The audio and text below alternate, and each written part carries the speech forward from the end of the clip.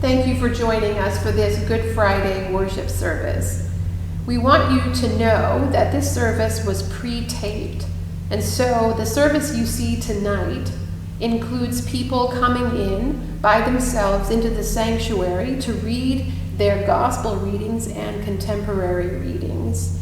We made sure that we maintained social distancing through the whole taping of this worship service. We encourage you to continue to maintain social distancing in your everyday life.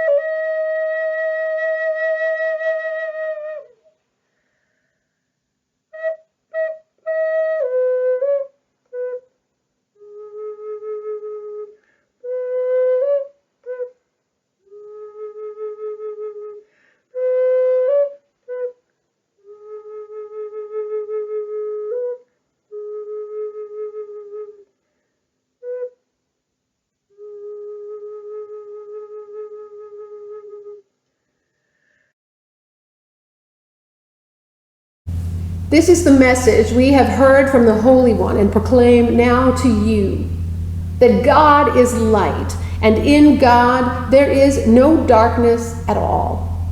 If we say that we have fellowship with God, Creator, Redeemer, and Sustainer, while we are walking in darkness, we lie and do not know what is true. But if we walk in the light, as our God is light itself, we have fellowship with one another. And Jesus, God's Son, cleanses us from all unrighteousness.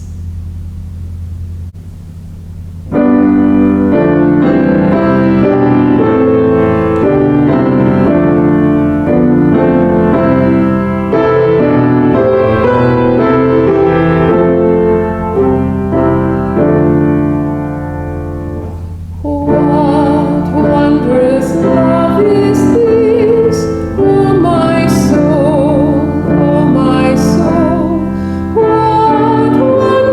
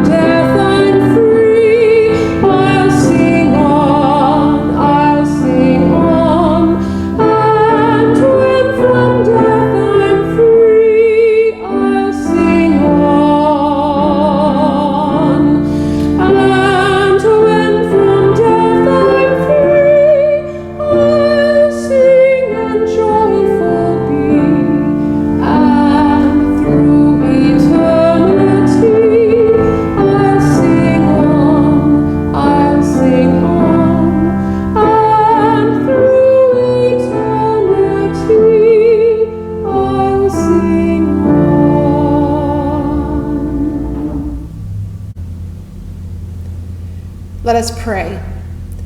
Gracious and loving God, we come to this holy place to watch and pray. We come not to block out the world nor its cries and groaning.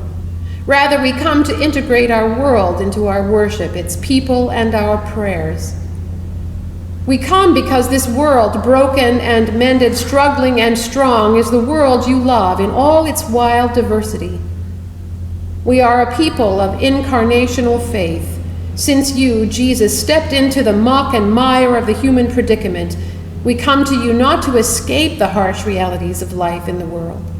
We come to be empowered by your fiery spirit to immerse ourselves once again into your wounded world, so in need of healing and wholeness, peace and liberation.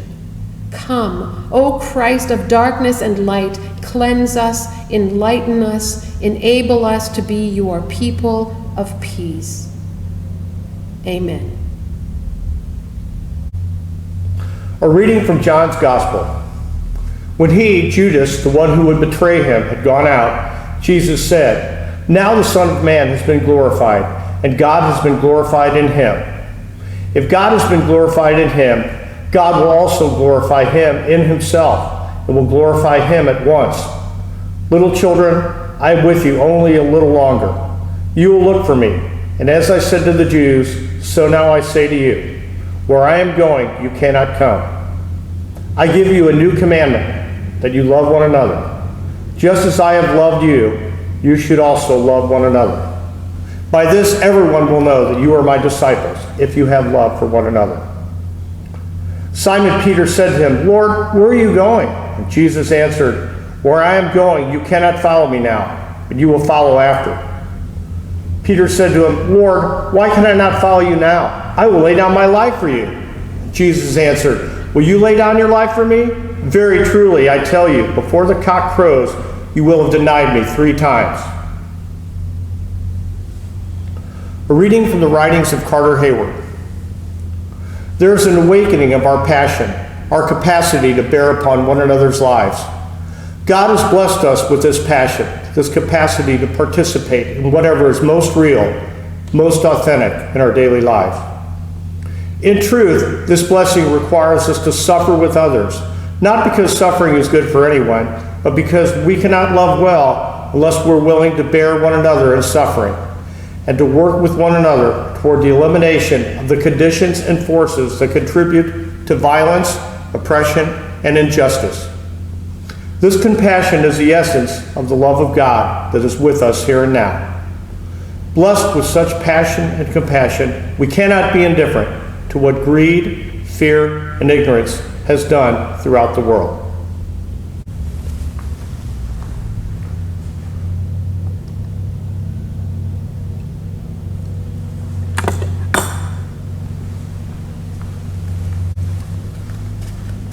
A reading from Mark. They went to a place called Gethsemane, and he said to his disciples, "Sit here while I pray." He took with him Peter and James and John, and began to be distressed and agitated. And he said to them, "I am deeply grieved, even to death. Remain here and keep awake." And going a little farther, he threw himself on the ground and prayed that if it were possible, the hour might pass from him. He said, "Abba, Father, for you all things are possible. Remove this cup from me. Yet not what I want, but what you want." He came and found them sleeping, and he said to Peter, "Simon, are you asleep? Could you not keep awake for 1 hour? Keep awake and pray that you may not come into time of trial. The spirit indeed is willing, but the flesh is weak." And again he went away and prayed, saying the same words. And once more he came and found them sleeping, for their eyes were heavy, and they did not know what to say to him. He came a 3rd time and said to them, "Are you still sleeping and taking your rest? Enough! The hour has come. The Son of Man is betrayed in the hands of sinners. Get up, let us be going. See, my betrayer is at hand."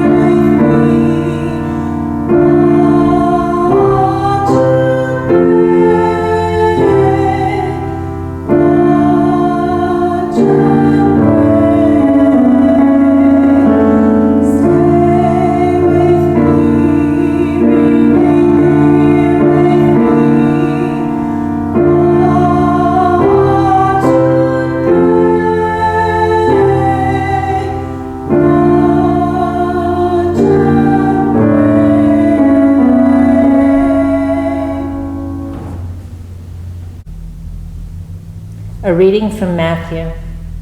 Now Peter was sitting outside in the courtyard. A servant girl came to him and said, "You also were with Jesus the Galilean." But he denied it before all of them, saying, "I don't know what you're talking about."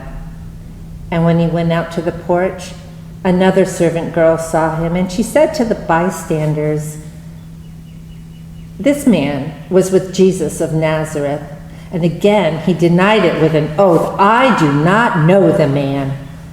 After a little while, the bystanders came up and said to Peter, "Certainly you are also one of them, for your accent betrays you."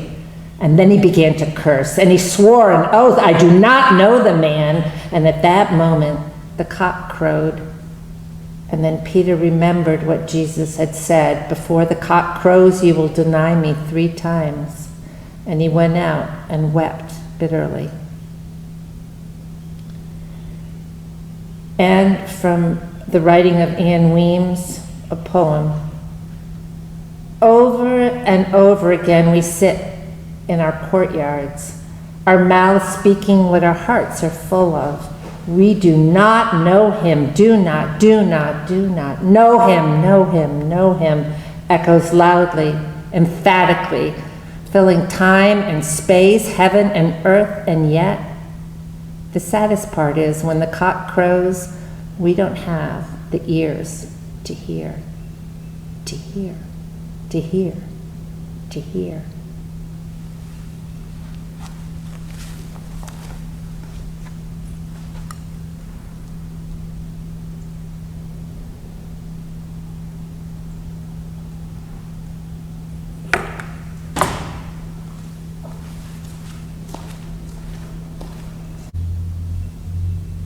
A reading from the Gospel of Mark. Then they brought Jesus to the place called Golgotha, which means the place of the skull. And they offered him wine mixed with myrrh, but he did not take it. And they crucified him and divided his clothes among them, casting lots to decide which each should take. It was 9:00 in the morning when they crucified him. The inscription of the charge against him read, "King of the Jews." And with him they crucified 2 bandits, one on his right and one on his left.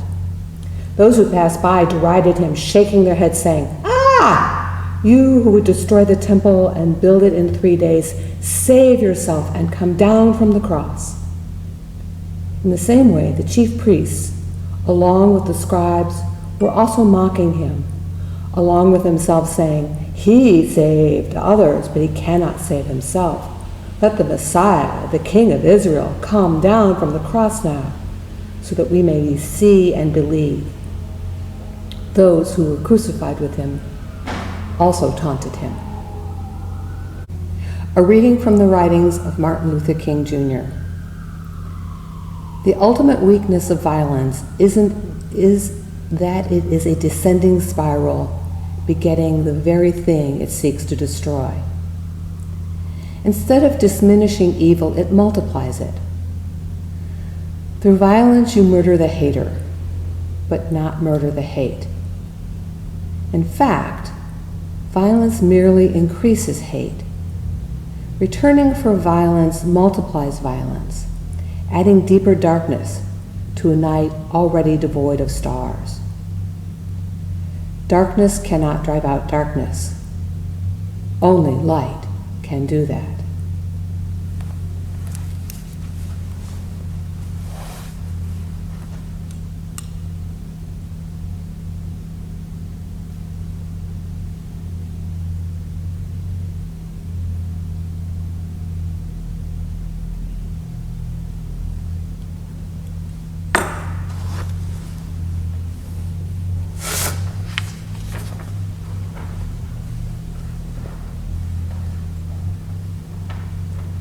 A reading from Mark's Gospel.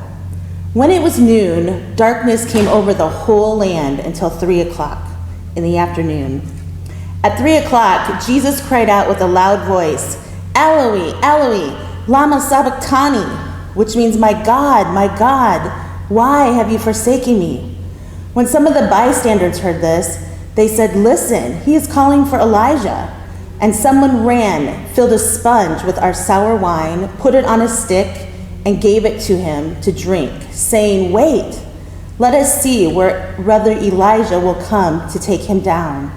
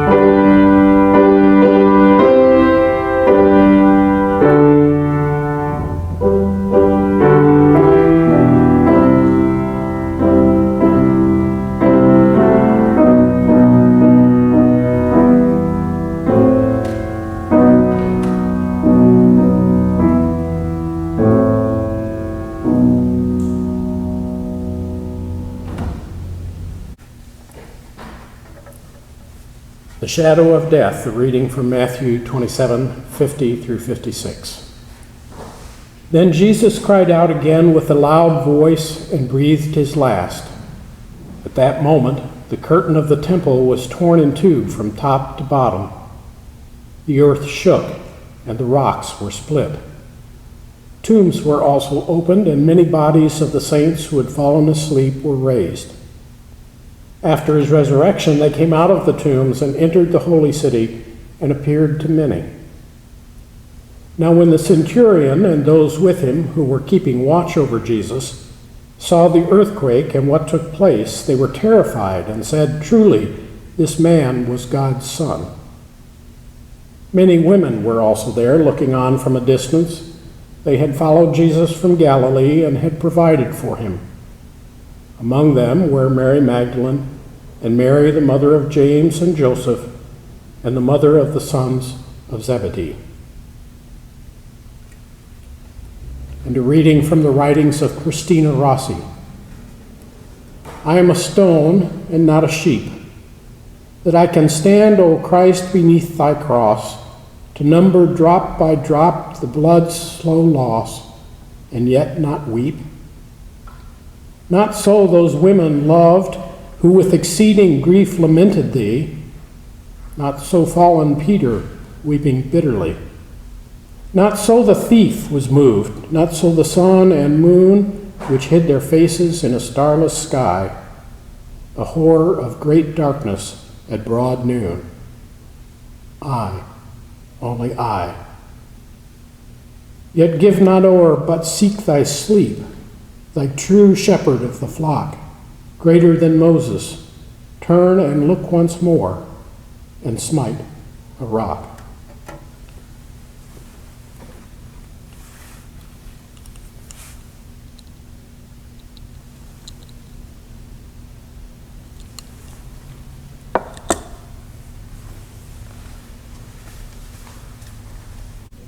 A reading from the Gospel of John.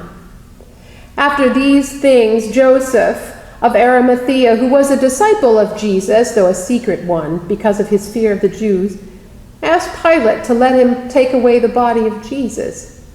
Pilate gave him permission, so he came and removed Jesus' body. Nicodemus, who had at first come to Jesus by night, also came, bringing a mixture of myrrh and aloes, weighing about 100 pounds. They took the body of Jesus and wrapped it with the spices and linen cloths, according to the burial custom of the Jews. Now there was a garden in the place where he was crucified, and in the garden there was a new tomb in which no one had ever been laid. And so, because it was the Jewish day of preparation, and the tomb was nearby, they laid Jesus there, and a reading from Edwina Gately. There is not light in my darkness, no spark to break through the void into which with crushing swiftness I am cast without chance to protest. Oh, once I walked in joy and daylight and laughed at the dawn and the night. I delighted in God's presence and skipped in the light of the sun. But now I fall before the sunlight and sob at the memory of joy. The laughter that danced before me echoes and mocks me far away. Where once I walked with powerful stride, I creep and hide in the shadows. And where once I boldly gazed, I shade my eyes in shame. No strength to cry, to sob, enough, unable even to whisper. No more to reach and find a firm hold, only empty chasms around me. No more to stand on ground secure. All is swept away. And I, a naked child in the night, lost, bewildered, alone. No Father now to hold me up, no Lord to strengthen me, no Spirit to breathe a touch of life. In this night of desolation, and the deepest, darkest pain of all shrieks wildly throughout my anguish. The love is gone. The joy is done. Curl up and die alone.